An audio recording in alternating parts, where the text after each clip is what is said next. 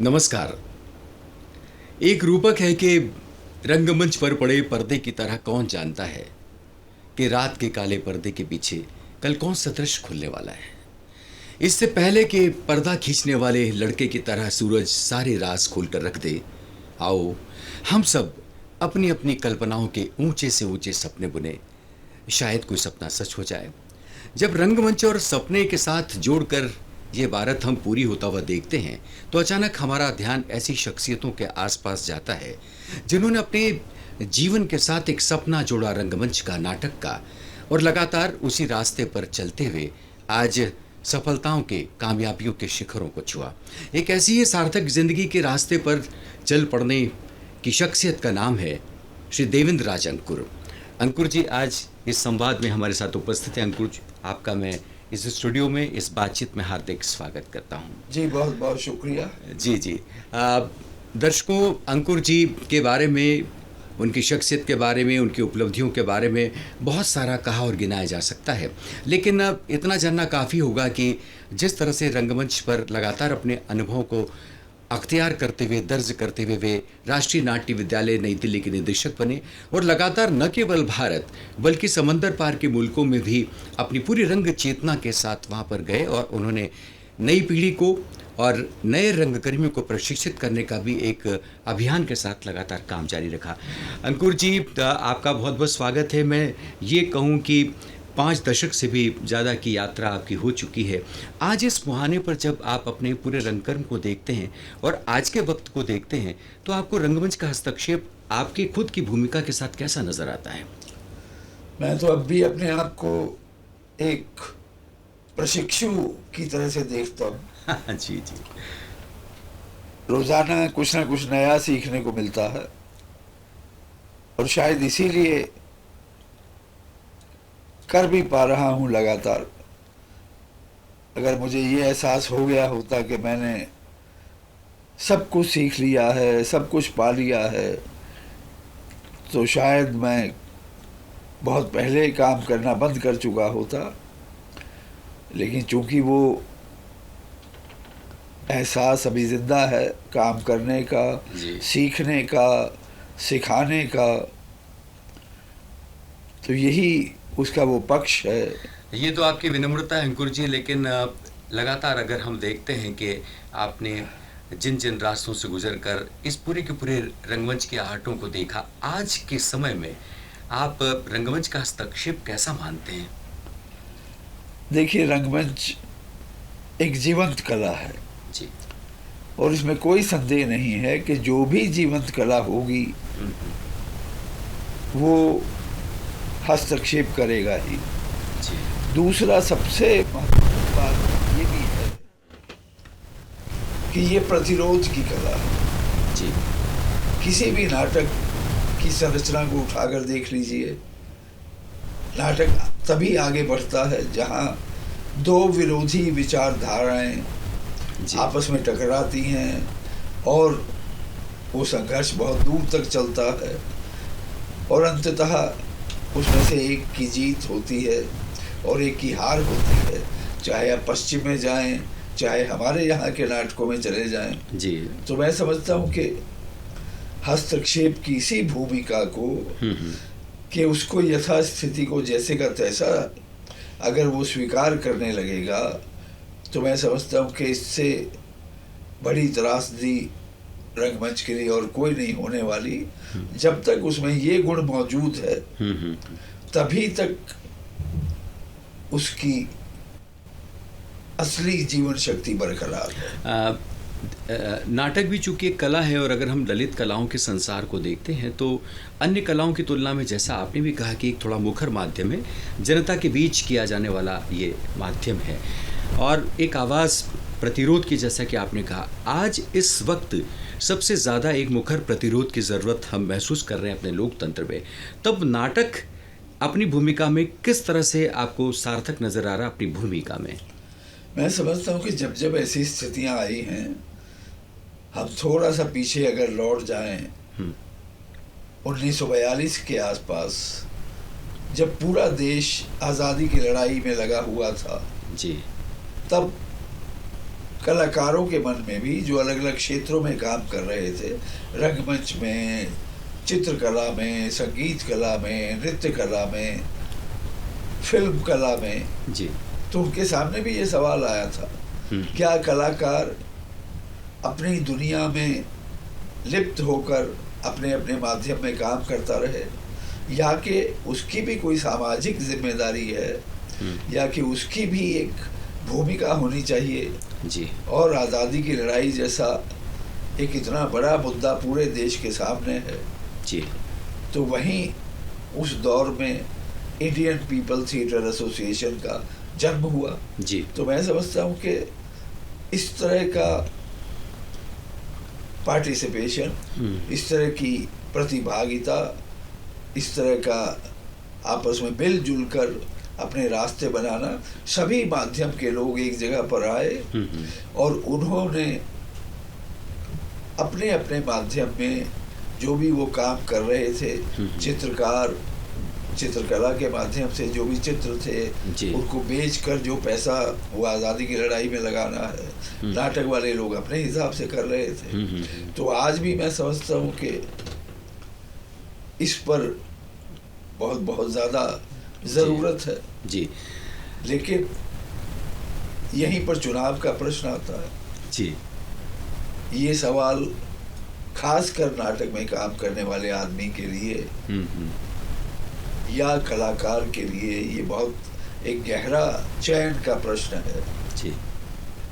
क्या वो सत्ता से जुड़कर अपने माध्यम में काम करता रहे, या कि वो सत्ता से बाहर रहकर अपने माध्यम में काम करता रहे। यह जो चयन है, इसके बारे में हमें हमेशा जागरूक रहना होगा। जी जी जी। और अगर सत्ता से भी जुड़ना है, तब भी फिर वो उस माध्यम की जो मूल प्रकृति है, जिसको मैंने कहा था जी जी, कि किस हद तक वो प्रतिरोध के रास्ते से अपना काम कर सकता है, उसके विचार बारे में भी हमें गंभीरता से सोचना होगा। जो सबसे बड़ा परिवर्तन आया 67 में, राष्ट्रीय नाट्य विद्यालय से कुछ लोग, ओम शिवपुरी, सुधा शिवपुरी, मोहन महर्षि और राम गोपाल बजाज, ये लोग बाहर आकर इन लोगों ने देशांतर नाम की अपनी एक संस्था बनाई। जी। और इनको एक बड़ी प्रोडक्शन के लिए बहुत से लोग चाहिए थे। जी। हम तब तक विश्वविद्यालय में आ चुके थे, एमए प्रीवियस कर रहे थे। तो हमारा सहपाठी था दिनेश ठाकुर, जो पहले से ही दिल्ली रंगमंच में बहुत सक्रिय था, रेडियो पर और रंगमंच पर। तो उसके साथ साथ मैं भी चला गया। तो वो लोग 4 नाटक एक साथ तैयार कर रहे थे जी। गणदेवता, तुगलक, कंजूस और सुनो जनमेजय करके। तो उस दौरान उनके सारे नाटक को करने की प्रक्रिया को देखने का मौका मिला। जी जी। इससे पहले क्या होता था कि मंच पर खड़े हो गए, प्राध्यापक ने कहा लाइनें बोलना है, कभी इधर से उधर चले गए, जो भी कपड़े घर से मिले वो ले आए, वो पहन लिए। तो वो आपका पहला तजुर्बा था और वहीं से दिलचस्पियां आपके भीतर जागी, और फिर बाद में रंगमंच के शास्त्र को समझने की जरूरत आई। हमें लगा कि ये भी एक मेथड हो सकता है जी, कि ये लाइनें क्यों बोली जा रही हैं। जी जी। हर छोटे से छोटे संवाद में क्या अर्थ है, हर छोटे से छोटे मंच उपकरण को क्यों इस्तेमाल किया जा रहा है। अच्छा, इसमें विधाएं तो कई सारी थी, आपने निर्देशन क्यों चुना? मैं शुरू से प्राध्यापक बनना चाहता था। अच्छा। अगर मैं रंगमंच में ना आया होता तो प्राध्यापन कर रहा होता। मुझे 3 विषयों में बहुत रुचि थी, गणित, अंग्रेजी और हिंदी। जी जी। बाद में गणित तो बहुत पीछे छूट गया जी, और फिर अंग्रेजी एक तरह से मुख्य धारा में नहीं रहा। तो हिंदी में ऑनर्स किया, हिंदी में एमए किया। तो जाहिर था कि हिंदी में प्राध्यापन करना है। तो निर्देशन भी एक तरह का मूल रूप से उसमें भी प्राध्यापन के गुण मौजूद हैं। जी जी कि आप सिखाते हैं, आप गाइड करते हैं, लोगों को लेकर चलते हैं। जी जी। तो ये पहले से बहुत साफ था कि जी जी जी। तो ये जो स्किल है, जो निर्देशन का स्किल है, जो कौशल है, वो आपने राष्ट्रीय नाट्य विद्यालय में रहते हुए भी और समानांतर रूप से जब आपने अन्य संस्थाओं के साथ, अपनी संस्था के साथ भी अपने संभव के साथ काम करना शुरू किया। लेकिन अंकुर जी, इस आधुनिक रंगमंच को जो एक महत्वपूर्ण सौगात आपने दी, वो कहानियों के रंगमंच की दी। यूं तो हम लोग दर्शक के रूप में और रसिक के रूप में ये जानते हैं कि हर नाटक में यूं तो एक कथानक होता ही है, लेकिन कहानी का रंगमंच को लेकर जब आपने एक फर्क के साथ में इसको एक नई विधा के रूप में प्रतिष्ठित किया, तो क्या नजरिया था आपका? नजरिया कुछ नहीं था, मतलब मेरा कहानियों से बहुत शुरू से ताल्लुक रहा। पढ़ने का बहुत शौक था जी।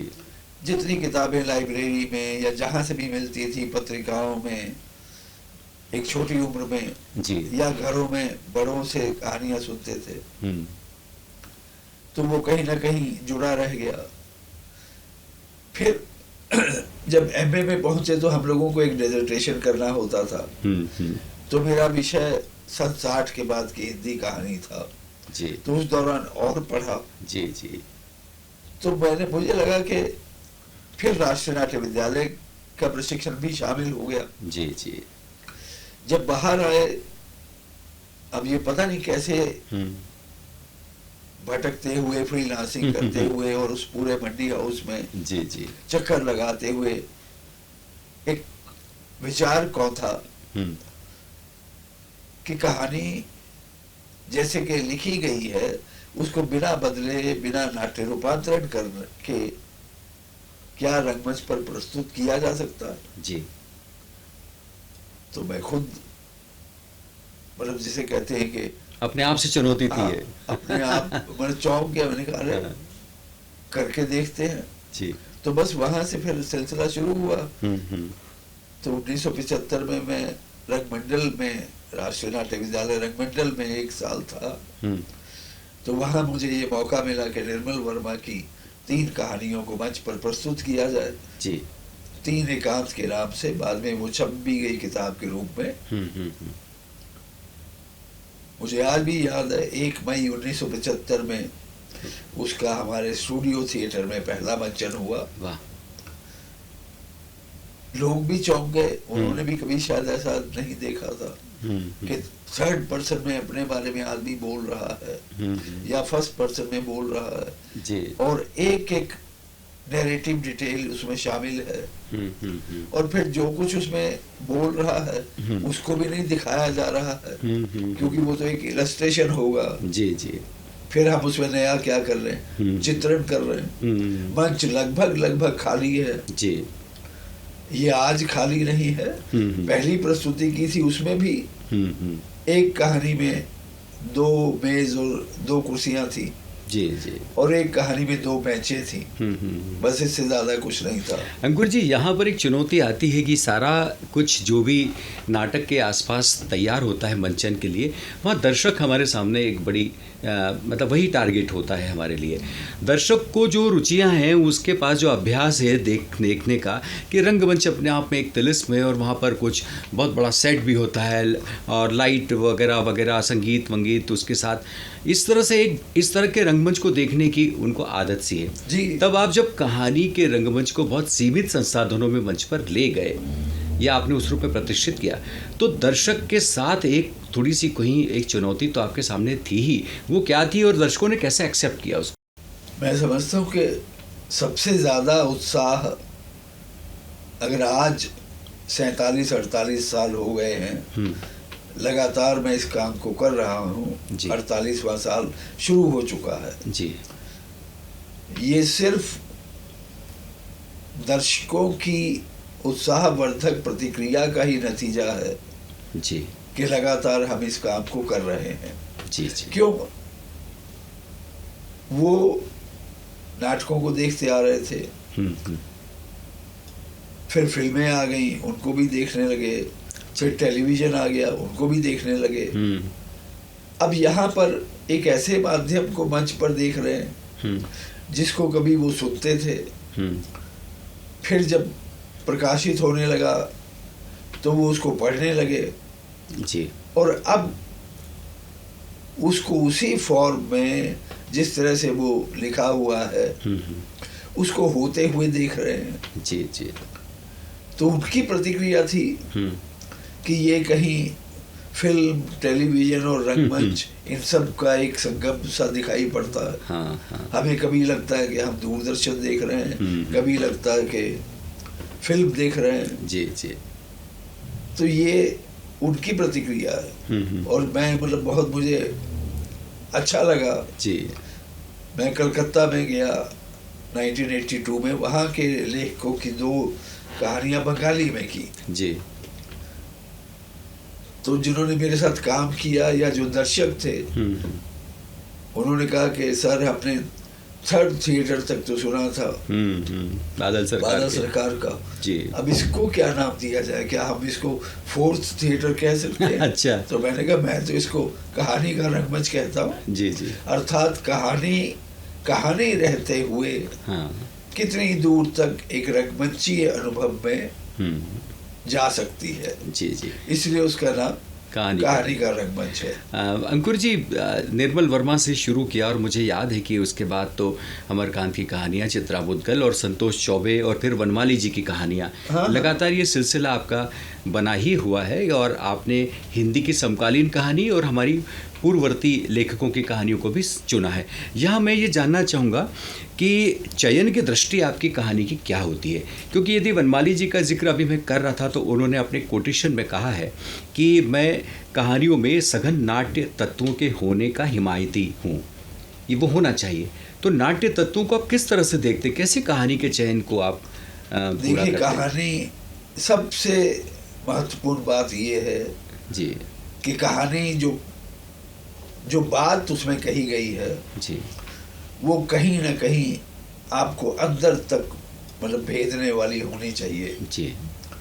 पहला ये है, वो आपके लिए कोई सवाल उठाती हो, और अगर मेरे लिए वो सवाल उठा रही है तो मुझे विश्वास है कि वो दर्शकों के लिए भी सवाल उठाएगी, बेशक, तो उनके साथ भी जुड़ेगी। जी जी।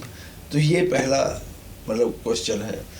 फिर क्या है कि जिस भी लेखक को हम कर रहे हैं हम उसकी सारी रचनाओं को पढ़ने की कोशिश करते हैं और पूरे समूह के साथ मिलकर उसमें से कभी 3, कभी 2 या कभी 1, जैसा भी जहाँ जी जो अपेक्षाएं हैं उसको फाइनली चुनकर मतलब प्रस्तुत करते हैं। तो पहले तो यही है कि वो कविता भी है, बात बोलेगी जी, हम नहीं बात बोलेगी, शायद शमशेर जी की है, और जी तो वही मैं कहानी में देखता हूँ। जी जी। और जहाँ सवाल रहा नाटकीयता, हाँ तो हर कला विधा में नाटकीयता होती है, जी, लेकिन जरूरी नहीं कि वो नाटक हो।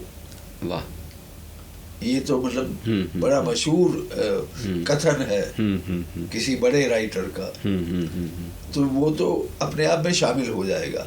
जब कहानी आपको अच्छी लग रही है, आपके दिल को छू गई है, तो फिर वो दिमाग तक भी पहुंचेगी और जी, जी। कहना चाहिए कि उसका एक सार्थक संवाद सबके साथ बनेगा। कहानियों की बातचीत चल रही है और चूँकि हम यहाँ पर भोपाल में बैठकर आपसे बात कर रहे हैं, इसलिए मैं जानना चाहूँगा कि संतोष चौबे की आपने 3 अलग अलग रंगों की कहानियों को चुना। मैं जानता हूँ कि आपने गरीब नवाज चुना, आपने उसके बाद में सतह पर तैरती उदासी और 9 बिंदुओं का खेल। अब ये 3 कहानियों का नेचर मैं अगर देखता हूँ तो तीनों अलग हैं। क्या अनुभव रहे आपके इन कहानियों को लेकर, जब आप इनके मंचन को लेकर मध्य प्रदेश और भोपाल ही नहीं बल्कि मुझे याद है कि आप बिहार और शायद पंजाब तक भी पहुँचे? हम लोगों ने किया। हम लोगों ने जब पहली बार उनकी कहानियों करने की बात आई तो उनकी लगभग 9-10 कहानियाँ हम लोगों ने पढ़ी जी। तो उस दौर में भी 9 बिंदुओं का खेल और गरीब नवाज 2 शॉर्ट लिस्ट हुई जी। फिर चूंकि उस दौर में ज़्यादातर लोग बाहर थे हमारे और कुछ कम ही लोग हमारे पास थे, तो हमें लगा कि पहले गरीब नवाज कर लेते हैं और उसको हमने खूब मन लगाकर तैयार किया। जी। और आमतौर पर क्या होता है कि मैं अपने अभिनेताओं से अपेक्षा करता हूँ कि वो उसमें निहित बिंबों को, वो उसमें निहित दृश्यावली को उभार कर लाएं। जी। लेकिन इस कहानी का अनुभव मुझे आज भी याद है कि वो लोग अड़ गए कि नहीं अंकुर जी, इस बार चाहते हैं हम कि आप इसको तय कीजिए कि इसमें क्या होना चाहिए। मैंने कहा ठीक है जी। और बाद में हम मजाक करते हैं हाँ। कि अब देख लो, जिसमें मैंने किया है वही सबसे ज्यादा पॉपुलर हो गई। बेशक होना ही था। ईमानदारी से कहूँ तो हम पहला प्रदर्शन यहाँ करने के लिए आए थे जी। और हम सोच रहे थे कि ठीक है अब इसके बाद पता नहीं इसको करने का मौका मिले या ना मिले। लेकिन वो दिन और आज का दिन 7-8 साल तो हो चुके हैं इस कहानी को किए हुए। जी। इसकी डिमांड लगातार बनी हुई है। वाह। क्यों बनी है? क्योंकि पर्यावरण की समस्याएं, अतिक्रमण की समस्याएं, ये हमारे अपने रोजमर्रा के अनुभवों में शामिल हैं। जी बिल्कुल। फिर कहानी के माध्यम से और फिर वो जो बनती चली गई एक 5 लोगों की वेल निट कास्ट। जी। और उसमें एक मैं छठा हो गया और एक संगीत वाला आदमी और एक प्रकाश वाला आदमी। जी जी। तो उसका एक डिजाइन इतना मतलब फ्री फ्लो में चलता है। लोग मजाक करते हैं, अच्छा आप अपना सामान वगैरह समेट लीजिए प्रस्तुति के बाद। तो हम जबकि कुछ ऐसा होता नहीं विशेष आपका, हमारा पर्सनल सामान ज्यादा हो जाता है। जी जी। जहाँ भी जाएंगे नमकीन खरीदने हैं, ये पैकेट खरीदना है, वो पैकेट खरीदना जी जी। अंकुर जी, आपसे यूँ तो बहुत सारे छोर पर बात की जा सकती है, लेकिन एक महत्वपूर्ण बात आपके आसपास आकर टिकती है कि आप जो कि राष्ट्रीय नाट्य विद्यालय के निदेशक भी रहे, वहाँ के अध्यापक भी रहे, और इससे इधर बाकी देश भर में आप भ्रमण करते हैं। इधर जो नाट्य विद्यालयों का विस्तार लगातार हो रहा है और विशेष रूप से निजी संस्थान भी अब इसमें प्रवेश कर रहे हैं, जैसे कि रविन्द्रनाथ टैगोर विश्वविद्यालय ने हाल ही में टैगोर राष्ट्रीय नाट्य विद्यालय की स्थापना की है। इनको कितना ज़रूरी पाते हैं और इनका जो पूरा का पूरा मान के चलिए कि इनका जो विस्तार है, इनका जो अभियान है, उसको कितना सार्थक मानते हैं? और कुछ सुझाव हो तो बताइए। देखिए, बाकी सारी कलाओं के विद्यालय बहुत पहले से हैं जी। चित्रकला के विद्यालय, संगीत के विद्यालय, नृत्य के विद्यालय, ना जाने कब से हमारे यहाँ पर जी। गुरु शिष्य परंपरा को छोड़ दीजिए, लेकिन उसके बाद विद्यालय के रूप में और यहाँ तक के विश्वविद्यालय के रूप में खैरागढ़ इंदिरा कला संगीत कला महाविश्वविद्यालय चला आ रहा है। बहुत साल हो गए उसको जी। तो फिर नाटक कला का भी होना पड़ेगा, क्योंकि आमतौर पर मान लिया कि अभिनय कला को सीखने की जरूरत नहीं है, ये आ जाती है। ये एक भ्रम बना हुआ है, ऐसा बिल्कुल नहीं है जी। क्यों? जब हम मंच पर होते हैं, हम अपने जीवन को प्रस्तुत नहीं कर रहे होते हैं। जीवन से प्रेरित अवश्य होते हैं, लेकिन वो हूबहू हमारा जीवन ना तो हो सकता है ना होना चाहिए। वो तो हम डेली लाइफ में आपका जीवन देख ही रहे हैं जी। लेकिन अगर हम मंच पर आपको देख रहे हैं, तब वो उससे अलग एक दूसरी दुनिया में हम आपको देखना चाहते हैं जी। और वही उसका कमाल है अभिनय कला का। उसको सीखना पड़ता है। 3 गुण हैं जो नाट्य विद्यालय जिन पर कॉन्सेंट्रेट करते हैं जी। हर अभिनेता में अगर ये नहीं है तो वो अच्छा अभिनेता बन ही नहीं सकता। सबसे पहले तो उसका जिंदगी का ऑब्जर्वेशन बहुत स्ट्रांग होना चाहिए। दूसरे लोगों की जिंदगी, दूसरे लोगों का रहन सहन अपने आसपास जी। जब चाहे वो उनमें से कुछ लेके अपने नाटक में इस्तेमाल कर सकता है जी। हो सकता है किसी के पास ये नहीं है, तो फिर उसकी कल्पना शक्ति, इमेजिनेशन जी बहुत स्ट्रांग होनी चाहिए जी, कि वो कुछ भी क्रिएट कर सकता है। मान लीजिए दोनों भी हैं, लेकिन उसके पास सबसे ज्यादा एग्जीक्यूशन कि उसको करना कैसे है, ये जब तक नहीं आता तब तक इन सारे गुणों का कोई फायदा नहीं। इसीलिए वो कला बन जाती है अभिनय जी और हर कला को सीखना पड़ता है। जी अब जी जरूरी नहीं कि विद्यालय में ही आप सीखें। हाँ जब विद्यालय नहीं थे तो संस्थाओं में लोग सीखते थे। एक संस्था में नए नए लोग उसमें दाखिल होते थे, वो दूसरे लोगों का काम देख के सीखते थे। तो ये दोनों तरह के मेथड चल रहे हैं। जी बाद में जब विधिवत विद्यालय आ गए तो उसका एक सिस्टम बन गया। और ये बहुत खुशी की बात है कि टैगोर विश्वविद्यालय की स्थापना हुई जी और उन्होंने सबसे पहले इस बारे में सोचा कि टैगोर राष्ट्रीय नाट्य विद्यालय मतलब नाटक जैसी विधा को जी पहले नंबर पर रखा। दूसरी कलाएं उनके उस कार्य कैरिकुलम में जब भी आएंगी तब आएंगी, जी जी लेकिन नाटक जैसी विधा। अंकुर जी, ये जब नई शिक्षा नीति जो हाल ही में भारत सरकार ने जो लागू की है और उसमें कलाओं को लेकर, पारंपरिक कलाओं को लेकर और भारत की ज्ञान परंपरा को लेकर बहुत विशेष रूप से उसमें वज़न दिया गया है कि हम इसके पास रहकर या इनके पास जाके शिक्षा के स्रोतों की तलाश करें।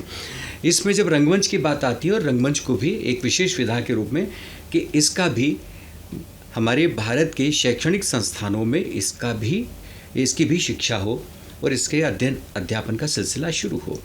आप क्या सोचते हैं कि जो परिदृश्य इस समय दिखाई दे रहा है, इसमें क्या आपको लगता है कि रंगमंच का कलाकार होना अलग बात है, लेकिन उसके अध्यापन का कौशल होना अलग बात है? तब आप क्या सोचते हैं कि किस तरह की चीज़ की इम्प्लीमेंटेशन इम्पोर्टेंट है जी, और उसका प्राध्यापक बनने की दिशा में हम तभी आगे बढ़ सकते हैं जी, जब रंगमंच एक विषय के रूप में हमारी जो स्कूली एजुकेशन है जी, उसका हिस्सा नहीं बनेगा। आप देखें, संगीत एक सब्जेक्ट के रूप में आता है, चित्रकला भी एक सब्जेक्ट के रूप में है, काफ़ी हद तक नृत्य कला भी एक स्कूली शिक्षा का हिस्सा है। लेकिन रंगमंच आज तक सिवाय 15 अगस्त और 26 जनवरी को एक नाटक करना है या कोई और ऐसा ओकेजन आ गया उस पर करके हम लोग अपनी जिम्मेदारी से मुक्त हो जाते हैं। उसको लाना पड़ेगा एक विषय के रूप में। क्यों?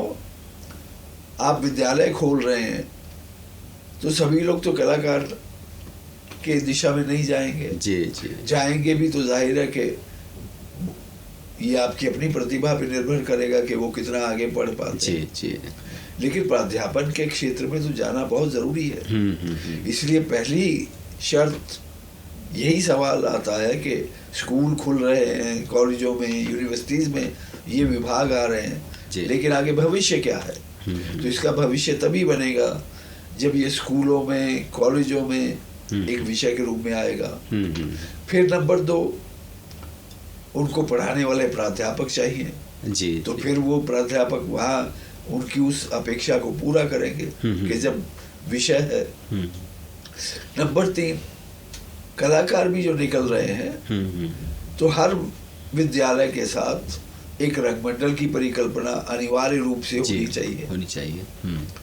उसके बारे में हमें सोचना है। जैसे राष्ट्रीय नाट्य विद्यालय के साथ वो 59 में शुरू हुआ तो 1964 से रंगमंडल छोटे रूप में आया, फिर धीरे धीरे बड़े रूप में, और आज उसमें 24-25 कलाकार काम कर रहे हैं। और फिर उनका एक दूसरा विंग है, थिएटर इन एजुकेशन का विंग, 24-25 लोग उसमें काम कर रहे हैं। तो मैं समझता हूँ ये बहुत ज़रूरी है।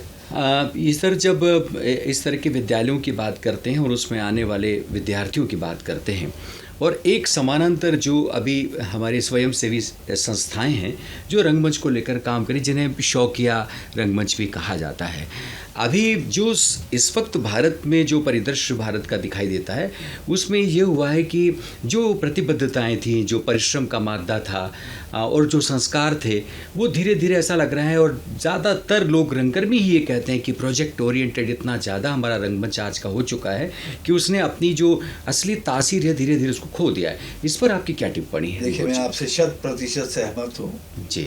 हम तो उस दौर में हम लोगों ने काम करना शुरू किया था जब ये कोई ग्रांट्स नहीं थी, कोई गवर्नमेंट की रेपेटरीज नहीं थी, और हमें याद है तब भी हम लोग रंगमंच कर रहे थे जी और ज़्यादा शिद्दत के साथ कर रहे थे, ज़्यादा जीवट के साथ कर रहे थे। आज उसका दूसरा पक्ष आ रहा है कि अब आर्थिक संसाधन आपको मिल रहे हैं जी तो आप का जो सारा जो काम करने की जो एक इच्छा होती थी वो बहुत बहुत बढ़ती जा रही है। अब आप काम चलाऊ काम ज़्यादा कर रहे हैं कि कागज़ भरने हैं और खाना पूरी करनी है। जी तो जी। मुझे लगता है ये बहुत खतरा है, इसको रिव्यू किया जाना चाहिए। मैं तो बड़ी खुशी से भी कहता हूँ और बहुत कभी कभी गर्व भी महसूस होता है जी कि आज तक हम लोगों को उस रास्ते पर जाने की ज़रूरत नहीं पड़ी जी जी जी जी और हम लगातार काम कर रहे हैं। जी जी जी। ये अंकुर जी, अब ये जो फ़र्क है ये जनरेशन का फ़र्क है, समय का भी फ़र्क है। आप जिस तरह के संस्कारों को लेकर आए हैं और आज सामने जो जिस तरह की चुनौतियाँ हैं, आज से ज़्यादा तो जो एक बहुत जल्दबाजी प्रसिद्धि की और कहीं पहुंचने की, और दूसरी बात ये कि हमारे यहाँ जो मीडिया का जो डिसेंट्रलाइजेशन हुआ है, मतलब ये कि पहले सिर्फ और सिर्फ हम मान के चलते हैं कि रंगमंच था, फिर टीवी आया, अब सोशल मीडिया हो गया है। ये जो बहुत जल्दी से पंख पसारने की जो बात है, मैं समझता हूँ कि ये आज के रंगकर्मी को इसके बारे में बहुत गंभीरता से सोचना चाहिए। जी जी। अगर उसको फिल्म में जाना है जी तब उसको वो निर्णय तुरंत कर लेना चाहिए। जी इसको स्टेपिंग स्टोन की तरह से अगर वो ना इस्तेमाल करे तो वो ज़्यादा अच्छा है, क्योंकि फिर वहाँ उसको वो ज़ीरो से शुरू करना पड़ता है। जी। जितने भी अच्छे लोग गए हैं वो शुरुआती दौर में ही निकल गए। जी। अब आप देखिए कि नसीर 3 बरस यहाँ का प्रशिक्षण लिया और उस दौर में तो कोई उस तरह से ओपनिंग्स भी नहीं थी। जी जी। तो उसने 2 साल फिल्म इंस्टीट्यूट में अभिनय का प्रशिक्षण लिया और तब वो सीधे मुंबई गया। ये अलग बात है कि उसने अपने अंदर की जो रंगमंच की जो करने की इच्छा है लगातार उसको बचा के रखा है। और मैं अकेला ऐसा एक फिल्म एक्टर देखता हूँ जो पिछले 40-50 साल से अपना संस्था भी चला रहा। वो कहता है कि मुझे जीजीविशा रंगमंच से मिलती है, पैसा फिल्मों से मिलता है, तो मेरा दोनों तरह से काम हो रहा है। जी जी। तो ये है। हाँ जी, ये दोनों ही माध्यमों में जो एक समान दिलचस्पी के साथ काम करना और अपने आप को सस्टेन करना, ये ऐसा मादा नसरुद्दीन शाह जैसे लोग पाते हैं तो वो एक मैसेज भी है दरअसल रंगकर्मियों के लिए, आने वाली जनरेशन के लिए। अंकुर जी, मैं बस आखिरी सवाल आपसे, यूँ तो बहुत सारी बात आपसे की जा सकती है, लेकिन एक आखिरी सवाल आपसे करूँगा कि इन दिनों आपके पास में ऐसा कौन सा महत्वाकांक्षी प्रोजेक्ट है? आखिरी सवाल। देखिए, मैं इतना मतलब समय निकालना मुश्किल हो रहा है। अभी तो मैं टैगोर फेलोशिप मुझे मिला हुआ है जी, और जिसके आखिरी 6 महीने बचे हैं। भरत मुनि की अभिनय परिकल्पना जी पर मैं काम कर रहा हूँ। बहुत अच्छा। मैं उसको एक सैद्धांतिक रूप में नहीं देखता, वो एक बिल्कुल व्यावहारिक विषय है, सब्जेक्ट है, और आज के रंगकर्मी के साथ वो किस तरह से जुड़ सकता है, इस पे काम कर रहा हूँ। और उसकी 3 मतलब किस्तें पूरी हो चुकी हैं और एक किस्त और बचा है। जी, जी। इस साल के अंत तक उसको पूरा करना है। और मैं समझता हूँ कि लोगों के सामने जी, मुझे आशा है कि लोग रेस्पॉन्ड करेंगे। जी जी, कि उसके अभिनय वाले पक्ष को लेकर एक नए दृष्टिकोण से विचार किया गया है। यही मेरी कोशिश है। ये तो एक मतलब उस तरह का काम है जी। बाकी कुछ पुस्तकों पे काम चल रहा है, जैसे संस्मरणों पे काम चल रहा है जी। रंगमंच की दुनिया में 50 साल से ऊपर हो गए जी। तो कुछ लोग, कुछ घटनाएं, कुछ संस्थाएं और भी कुछ जो भी ऐसा घटित हुआ, जी जी, जो शायद आम जनता से, आपके पास तो ज़ख़ीरा है अंकुर जी, तो उसके ऊपर मैं लिख रहा हूँ। बिल्कुल बिल्कुल, आपसे अपेक्षा भी हमारी बनती ही है। और चूँकि आपने रंगमंच के बहुत ही सैद्धांतिक विषयों पर तो बात की ही है, किताबें भी आपकी हैं, आलेख आपके हम लगातार पढ़ते रहे हैं, आपके उद्बोधनों से हम लोग जो है लाभान्वित होते रहे, लेकिन ये संस्मरण की किताब भी निश्चित रूप से तो कहीं न कहीं जी आ जाना चाहिए इसको अगले बरस। जी जी जी, मैं कोशिश करता हूँ कि हर साल 4 जून को मेरा जन्मदिन होता है, जी जी, तो उस दिन एक कोई ना कोई किताब नई आ जानी चाहिए। वाह, तो अगले साल का टारगेट फिलहाल बहुत ये बहुत है। जी जी, तो लोगों को जी वो भी अच्छी लगेगी जी, बहुत बहुत क्योंकि इसमें बहुत से शुभकामनाएं, लोग खुद शामिल हैं। बहुत बहुत शुभकामनाएं, बहुत बहुत बधाई अंकुर जी आपको। आपका भरत बहुत मुनि बहुत का आभार। भरत मुनि का जो आप काम कर रहे हैं, और भरत मुनि तो हम सब जानते ही हैं, खासतौर से रंगमंच से वाबस्ता लोग जानते हैं कि भरत मुनि ने हमें एक पंचम वेद की सौगात दी। और भरत मुनि खुद अपने नाट्यशास्त्र में कहते हैं कि जनस्य विजयम देहि दुर्जानांच पराजयम सर्वलोक शिवश्चैव नाट्यस्य च विवर्धनम। तो अंकुर जी, ये जो भरत मुनि कहते हैं कि नाट्य कर्म की समृद्धि इसी में है कि वो लोक मंगल के साथ जुड़ा रहे और इस पूरे नाट्य कर्म को समृद्ध करता चले। आपके माध्यम से भी हमारा समकालीन रंगमंच इसी तरह से समृद्ध होता रहे, नई सौगातें दें, नई पीढ़ी की पीठ पर आपका आशीर्वाद का, मार्गदर्शन का हाथ हमेशा रहे। इन्हीं तमाम कामनाओं के साथ, इन्हीं आरजुओं के साथ हम आपके प्रति शुभाकांक्षा व्यक्त करते हैं। और आप इस संवाद में हिस्सा लेने के लिए आए, आपने हमारे प्रश्नों का उत्तर दिया, आपका बहुत बहुत बहुत आभार जी।